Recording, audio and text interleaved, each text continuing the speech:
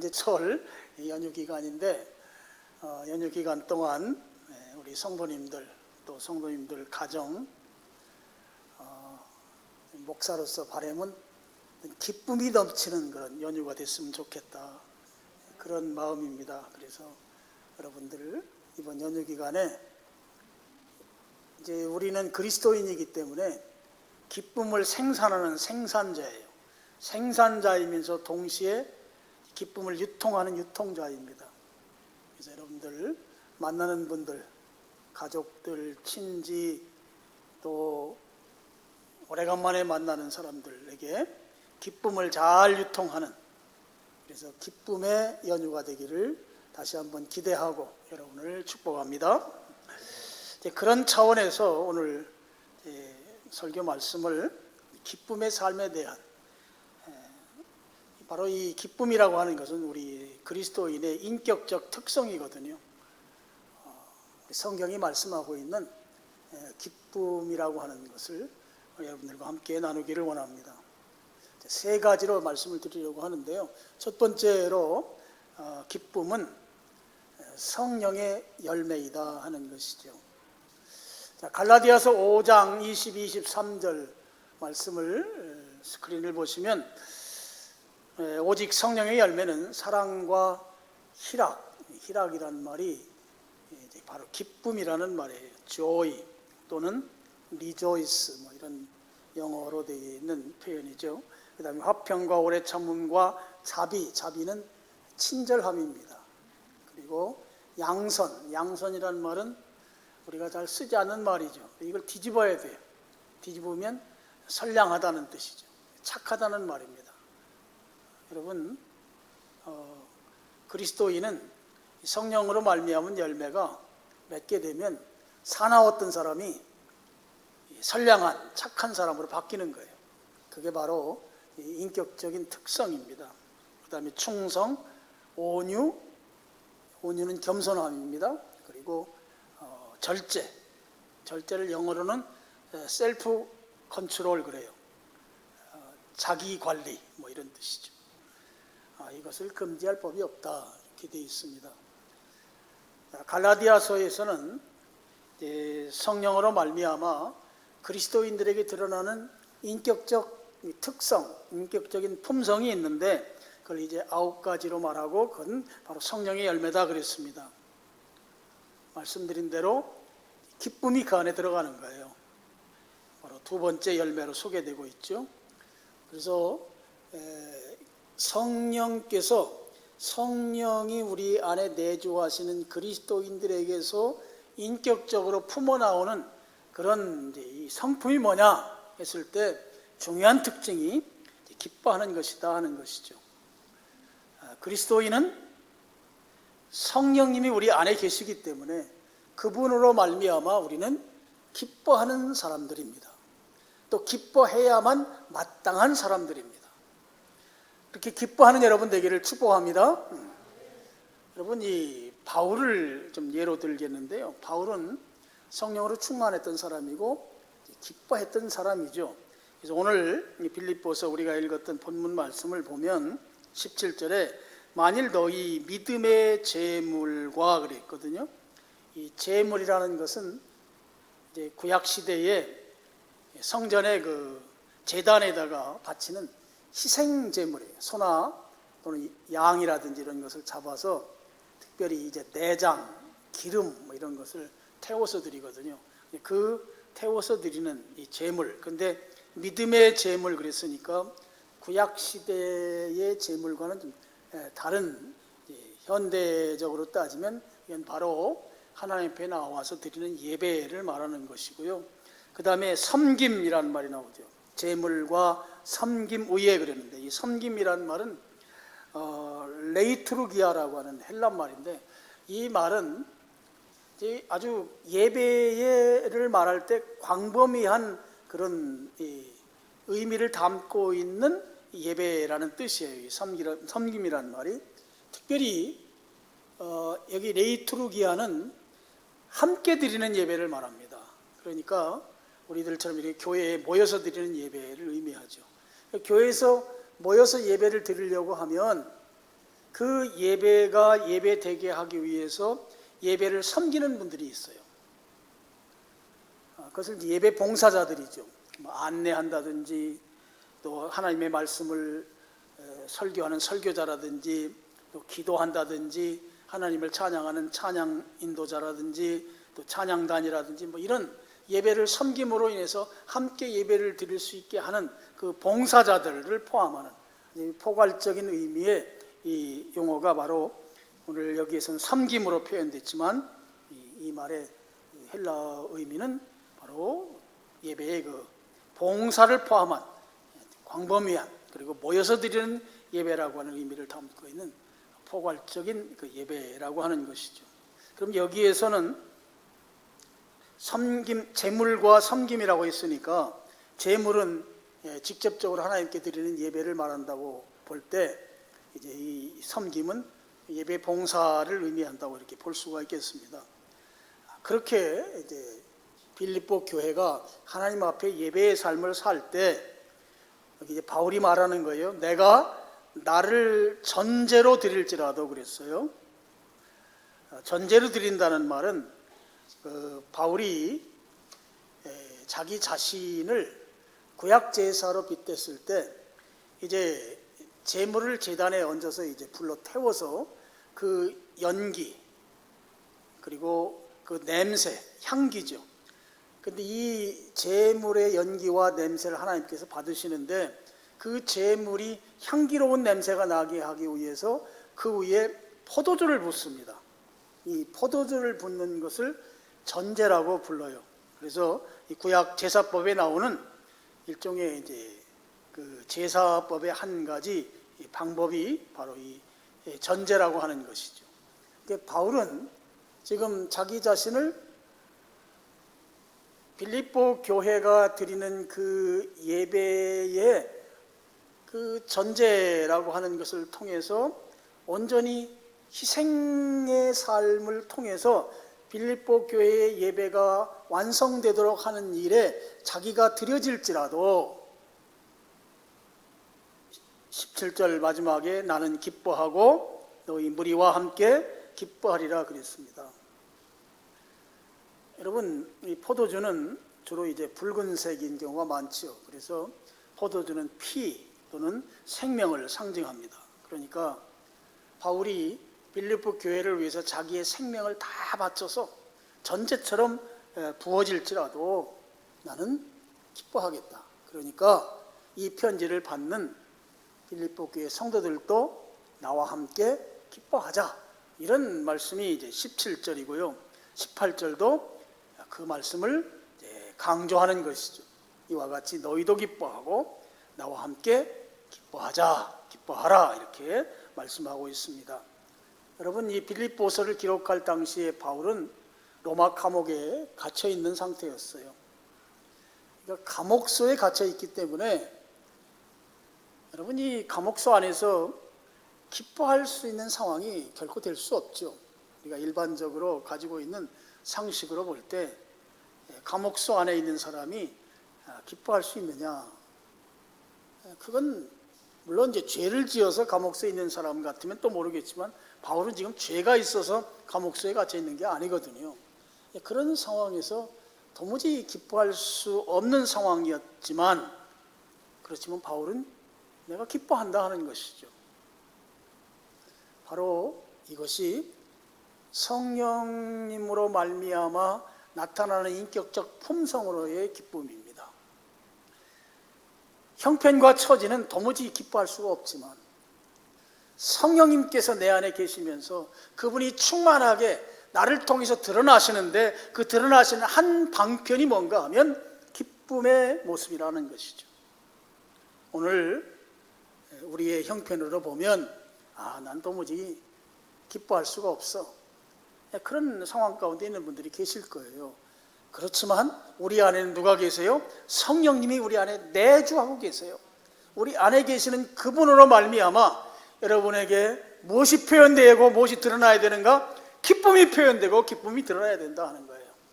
여러분, 그런 기쁨이 여러분에게 드러나는 그런 삶이 되기를 축복합니다. 두 번째로요, 그리스도인들이 드러내는 이 기쁨은 빼앗기지 않는 기쁨이다 하는 것입니다. 요한복음 16장 22절, 우리 여기는 같이 읽겠습니다. 시작.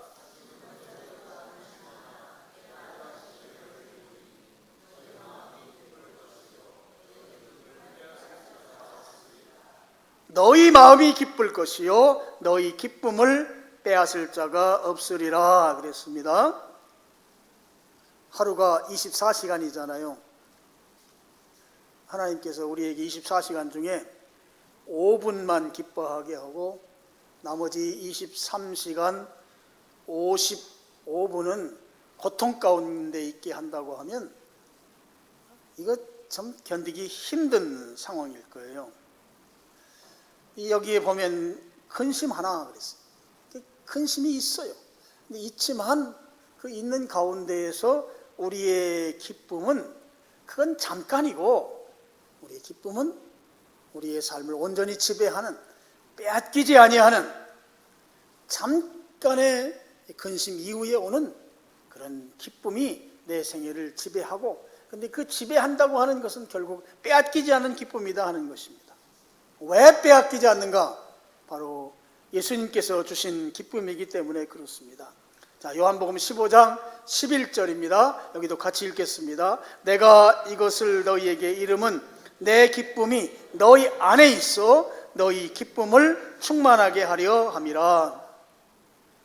여러분, 기쁨은 예수님께서 우리 안에 부어주시는 기쁨이에요. 그래서 그 기쁨이 충만하게 있다는 거예요. 예수님께서 우리에게 공급해 주시는 거예요. 기쁨은 내 안에서 자가 발전하는 게 아니에요. 주님이 공급해 주셔서, 그래서 나에게서 드러나는 인격적 성품이 바로 기쁨이다 하는 것이죠. 그런 차원에서 이 기쁨은 나의 형편이나 처지나 환경이나 이런 것과 무관하게 그런 것들을 초월해서 내게서 기쁨이 드러나는 것입니다. 저는요, 이 기쁨을 생각할 때마다 생각나는 게 있어요. 슬라이드로 한번 보여주세요. 자, 바로 저겁니다. 바로 이제 공기를 주입해서 그 풍선을 이렇게 바람을 넣어가지고 하는 이 공기 주입식 광고 풍선인데요. 제가 구글에서 따왔습니다. 여러분, 저 이제 달이 있는 쪽에서 공기가 계속 품어 올라가가지고 위로 올라가서 이렇게 풍선이 이제 바람이 꽉 차면 풍선이 가만히 열중시하고 있는 게 아니고 뭐예요? 춤을 춰요. 보셨어요? 두 분이 안 보신 것 같은데. 풍선 춤 춰요, 안 춰요? 춤 춰요. 저는 이 공기 주입식 광고 풍선을 기쁨을 아주 잘 나타낸다고 생각합니다. 자, 만약에 공기가 주입되지 않으면 저 풍선은 뭐와 같은가 하면 쓰레기와 같아요. 쓰레기지. 아무짝에도 쓸모없죠. 그냥 내다 버려야 될 수밖에 없는 거예요. 여러분, 우리에게 기쁨이 공급되지 않는다는 것은 우리 삶이 쓰레기와 같은 거예요. 그런데 예수님께서 우리에게 기쁨을 공급해 주세요. 그것도 충만하게 공급해 주세요. 그래서 우리는 그 기쁨을 받아서 뭐해요? 춤을 추는 거예요. 너무 좋아서. 할렐루야. 너무 좋은 거예요. 너무 좋아. 주님이 내게 주시는 기쁨은 그야말로 갈증날 정도로 그냥 마지못해서 주는 그런 기쁨이 아니에요. 충만하게 주시는 기쁨이라고요. 가득 채워주시는 기쁨이에요. 차고 넘치는 기쁨이에요. 그래서 그 기쁨을 받아서 우리는 춤을 추며 기뻐할 수 있는 것입니다. 여러분, 이 차고 넘친다, 충만한 기쁨이라고 하는 것은 시험이 오지만 그 시험 가운데에서도 기뻐하는 기쁨이 차고 넘치는 기쁨입니다. 베드로전서 1장 6절 말씀을 한번 여러분 또 같이 한번 읽겠습니다. 시작. 너희가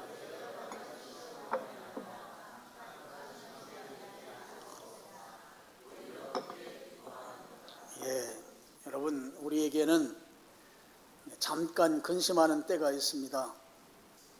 잠깐 고난받는 때가 있어요. 여러분, 인생을 살다 보면 고난할 때가 있어요, 없어요? 있어요. 초등학생들 고난의 때가 있을까요, 없을까요? 예? 초등학교 다니면서 걱정을 안 해보셨군요. 초등학교 학생들도 근심과 시험의 때가 있대요. 오늘은 제가 3층에서 내려오는데 청소년부 아이들이 이제 예배드리러 3층 예배실로 가잖아요. 애들이 다 얼굴이 환해 밝아. 그래서 왜 밝을까 엘리베이터 타고 내려오면서 생각하니까 이번 주는 수금하는 주가 아니에요. 수금. 그래서 애들이 얼굴이 밝아.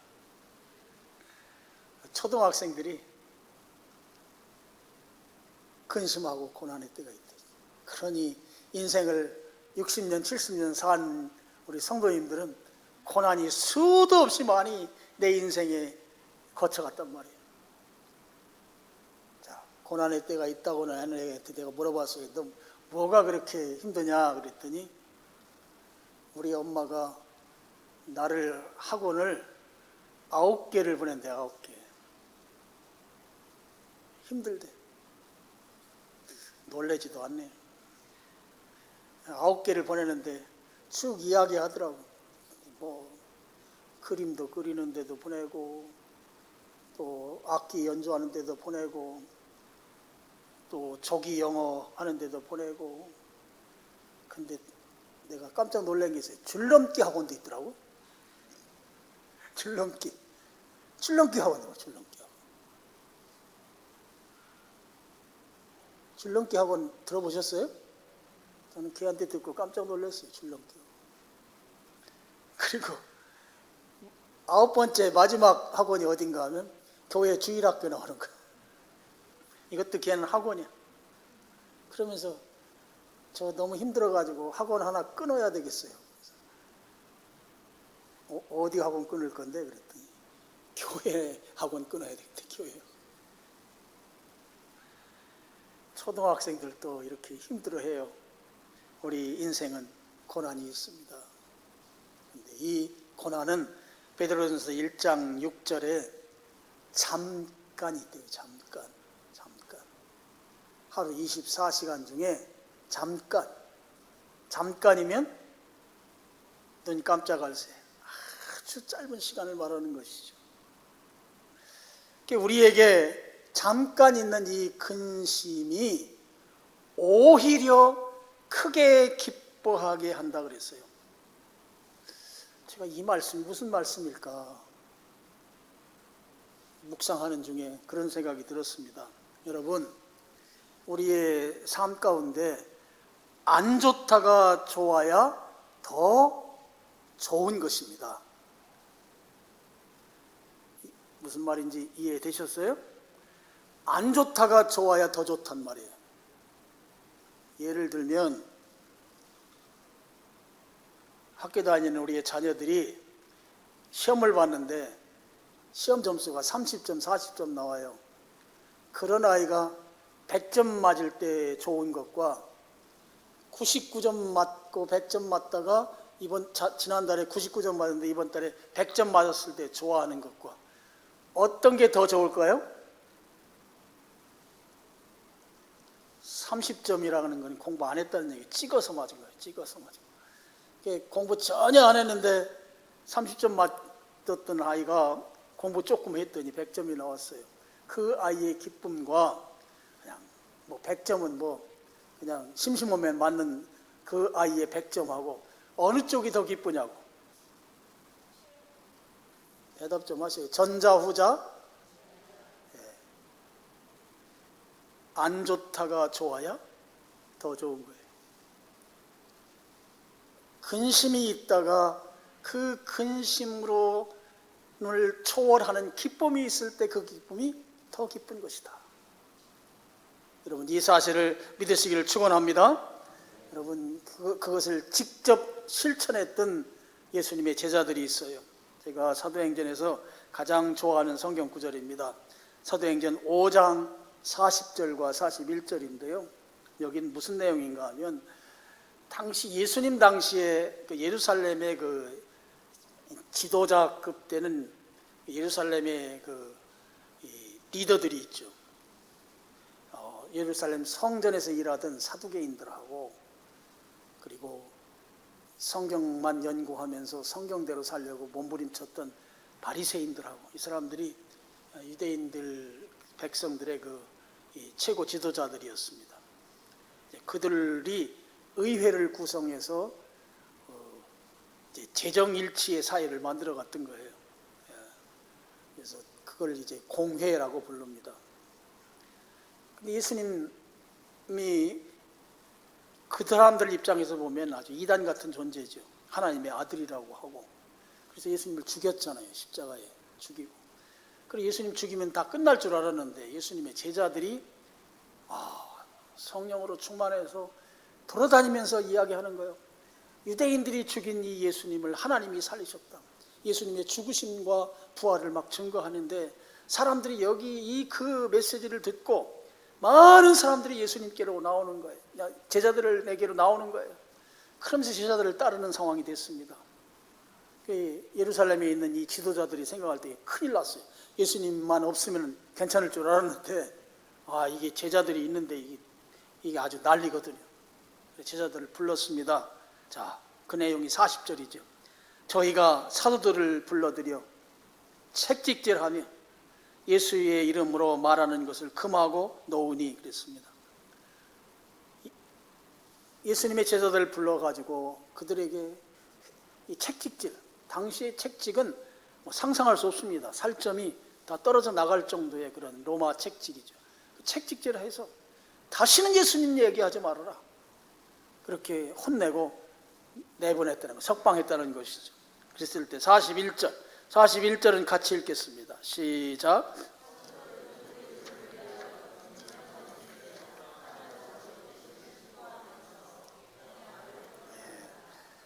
사도들은 예수님의 이름을 위하여 능욕받는 일에 합당한 자로 여기심을 기뻐하면서 공회 앞을 떠났다. 지금 예수님 때문에 책찍에 맞아가지고 몸은 지금 피투성이입니다. 얼마나 아프겠어요. 얼마나 힘든 상황이겠어요. 그런데 공회를 떠나면서 제자들이 서로 얼싸안고 손을 잡고 기뻐하는 거예요. 이때 기뻐하는 것은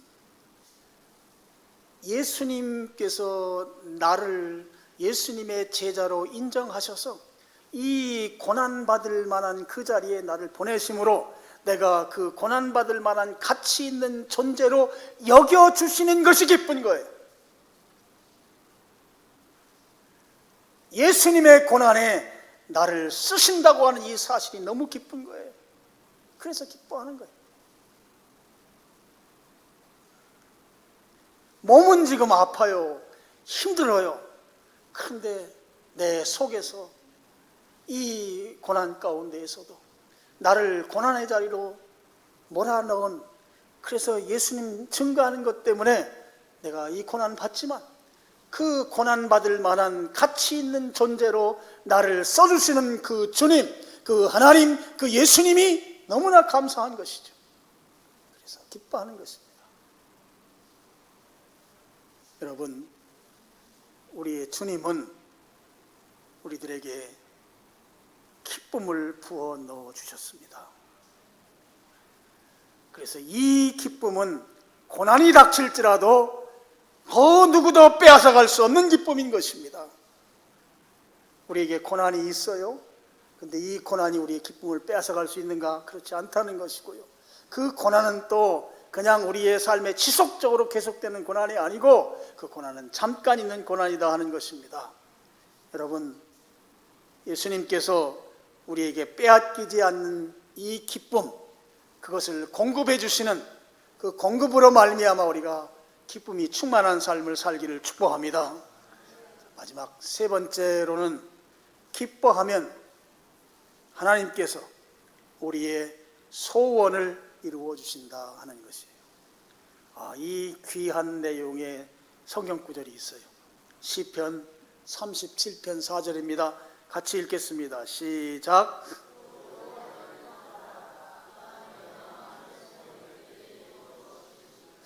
여호와를 기뻐하라. 그래서 여호와를 기뻐하라. 이 이야기는 우리의 기쁨의 근거를 하나님에게서 찾으라는 말씀이에요. 정말 기쁨의 삶을 사는 그 기쁨의 원천은 하나님께 있으니까 하나님을 믿는 믿음으로 살아야 된다 하는 말씀이라는 것입니다. 하나님은 우리가 기뻐하는 삶을 살기를 원하세요. 여러분, 이제 우리 부모님들이 자식들을 볼 때 우리의 자녀들이 주눅 들어가지고 의기소침해 있고 우울해하고 또 저녁에 집에 오면 방문을 쳐닫고 자기 방에 들어가서 이불 푹 쓰고 그냥 눈물이나 흘리고 있고 그러는 자식이 있다고 쳐봐요. 반면에 우리 집 형편이 좀 힘들고 사는 것이 넉넉지 않더라도 밝게 웃으면서 오늘보다 내일이 더 내 인생에 좋을 것이라고는 희망을 갖고 그렇게 힘차게 사는 자식이 있다고 해봐요. 여러분, 우울하고 의기소침해 있는 자식을 부모님이 원할까요? 아니면 힘들더라도 밝게 웃으면서 내일이 오늘보다 더 나을 거예요 라고 말하면서 긍정적으로 살아가는 자식을 부모님이 더 원할까요? 어느 쪽입니까? 전자, 후자? 전자? 네, 후자이죠. 부모님은 그렇게 원하세요. 하나님도 동일합니다. 하나님도 마찬가지세요.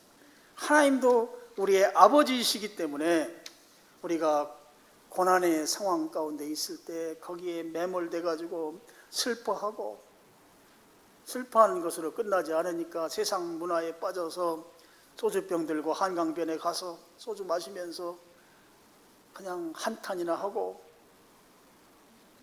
한강물이 나를 부른다. 소망 없이 헤매는 것을 우리 하나님은 결코 원하시지 않습니다. 하나님은 우리들이 어떤 상황이 있을지라도 기쁨으로 살기를 원하세요. 그래서 여호와를 기뻐하라고 한 거예요. 여호와를 기뻐하면 하나님께서 우리들 마음속에 있는 소원을 이루어 주신다는 거예요. 그 소원을 누구에게 이루어 주시는가? 당사자에게 이루어 주신다는 거예요. 우리 37절 구절 한번 다시 한번 올려주세요. 다시 한번 읽어봅시다. 시작.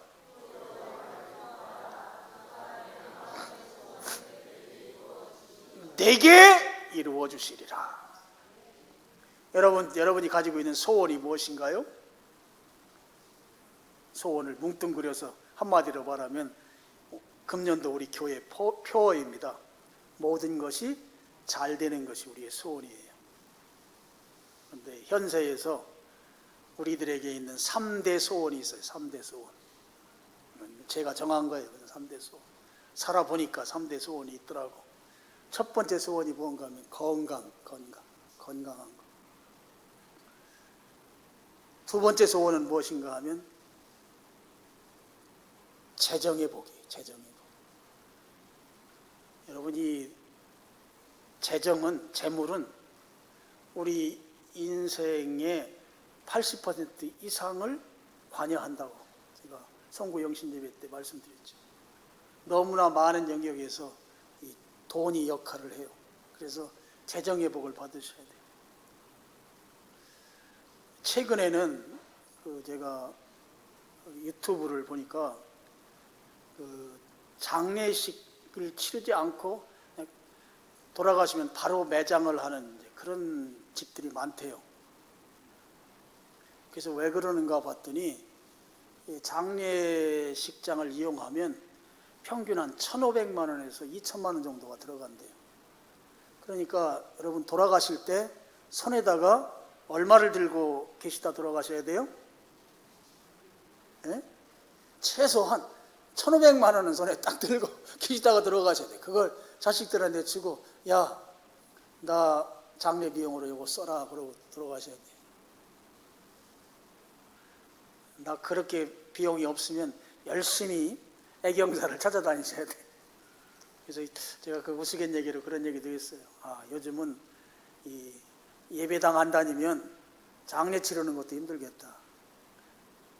갈수록 더 그럴 것 같아요. 근데 우리 교회는 아주, 우리 장로님들도 마찬가지고 그 애경사를 정말 잘 챙기세요. 그래서 우리 교회는 이런 아주 아름다운 전통이 있습니다. 그래서 새로 오시는 분들도 장례 치르는데 지장이 없도록, 그것이 우리 교회의 좋은 전통이고, 또 그렇게 계속 쭉 나가야 앞으로 장례 절차 없이 바로 매장하거나 아니면 화장하는 그런 일이 생기지 않을 거라고 봐요. 그만큼 재정의 복이 필요해요. 재정의 복. 두 번째 복이. 세 번째 복은 뭔가 하면 자녀의 잘 되는 복이에요. 자녀가 잘 되는 복. 이게 3대 축복입니다. 제가 이렇게 현세적인 차원에서의 3대 복을 이야기하면 무슨 기복주의냐, 기복주의 아니에요. 그러나 우리는 복을 구해야 돼요. 왜요? 하나님 아버지가 그걸 원하세요. 하나님이 아버지시라고. 아버지신데 우리가 막 가난해가지고 힘들어하면서 그렇게 사는 것을 원하는 아버지가 세상에 어디 있습니까? 자녀들이 여유 있고 넉넉하게 살면서 교회에다도 헌금도 많이 하고 해서 교회가 하는 사역들이 잘 이루어갈 수 있도록 그렇게 하는 자녀를 하나님이 원하시지. 그래요, 안 그래요? 아버지는 원한다고요. 근데 하나님이 우리의 아버지시란 말이에요. 기복과 기복주의는 다른 거예요. 우리가 복을 구하는, 이 축복받는 것은 우리 반드시 받아야 되는 거지만, 기복주의, 현세로 만족하고 현세가 전부인 것처럼 사는 이 기복주의 신앙은 배제해야 하지만 잘 돼야 합니다. 아시겠어요? 저의 이 가르침이 잘못됐다고 하는 분이 있으면 데려오세요. 제가 설득하겠습니다. 아버지 하나님은 그런 분이 아니세요. 너희 이 땅에 사는 동안은 죽을 고생을 하며 살다가 천국 가서 아주 해피하게 살아라. 그런 분이 아니시라고. 여기서도 행복하게 살면서 동시에 천국으로 가더라도 거기서도 더 행복하게 살아라. 이게 아버지시란 말이에요. 할렐루야. 우리는 그 아버지를 믿습니다. 믿은 대로 될 줄로 믿습니다. 저는 기복주의자는 아니에요. 그렇지만 이 땅에 사는 동안 하나님이 복 주셔야 합니다. 그 복으로 살아야 되는 것이죠. 자, 여호와를 기뻐하면 내 마음의 소원을 내게 이루어 주신다. 근데 우리는 어떤 생각을 갖는가 하면, 하나님, 제 소원을 먼저 이루어 주세요. 그러면 제가 그 다음에 기뻐하겠습니다. 이런 아주 얄미운 마음을 우리가 갖고 있어요. 그렇죠? 먼저 소원을 들어주셔야 제가 그 다음에 그것으로 말미암아 그것이 근거가 돼서 제가 기뻐하겠습니다. 이거는 세상의 논리예요. 하나님이 가르치는 성경의 주장은 뭔가 하면 먼저 하나님을 기뻐하는 거예요. 먼저 여호와로 말미암아 기뻐하는 삶을 살게 되면, 그렇게 살면 하나님께서 우리의 소원을 들어주신다는 것입니다. 먼저 기뻐해야 하나님의 축복이 임하는 것이에요. 웃으면 복이 오나요? 복이 오면 웃나요? 예? 정말요? 그렇게 사시나요? 웃으면 복이 와요? 복이 오면 웃어요? 솔직하게 말하세요. 복이 오면 웃잖아. 아니요? 예, 아니면 감사해요. 웃으면 복이 온다는 것이 성경의 가르침입니다. 하나님께서 하나님을 기뻐하는 자에게 소원을 들어주시는 이유가 있겠죠. 왜 그렇게 하실까요? 하나님 중심의 신앙적인 삶을 지속해서 살으라고 하는 하나님의 메시지입니다. 하나님의 가르침인 것이죠. 하나님 중심으로 하나님을 신앙하는 그 태도로 지속적으로 계속해서 살아가도록 하시고자 하시는 하나님의 의도가 소원을 들어주시는 것으로 나타난다 하는 것입니다. 그래서 여러분, 우리는 주님으로 인해서 항상 기뻐하는 삶을 살아야 될 줄로 믿습니다. 왜 하나님이 그렇게 하시는가? 저는 한 가지, 하나님이 우리의 아버지이기 때문에요. 아버지는 자식이 고생하는 거 원하지 않으세요? 원해요? 원하지 않으세요? 원하지 않아요. 아버지는 원하지 않는다고. 아버지는 자식이 잘 되기를 원하는 거예요. 하나님이 그 아버지이십니다. 자, 말씀의 결론입니다. 빌립보서 4장 4절. 자, 스크린 보고 같이 읽겠습니다. 시작.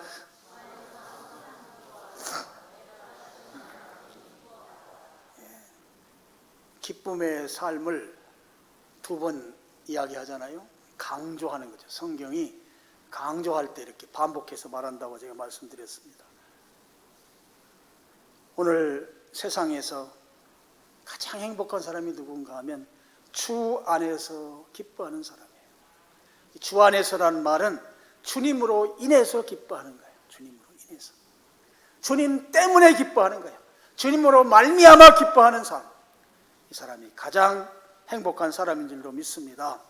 여러분, 내가 기뻐하면 그 기쁨은 우리의 가족 또 우리의 지인들에게 그 기쁨이 유통됩니다.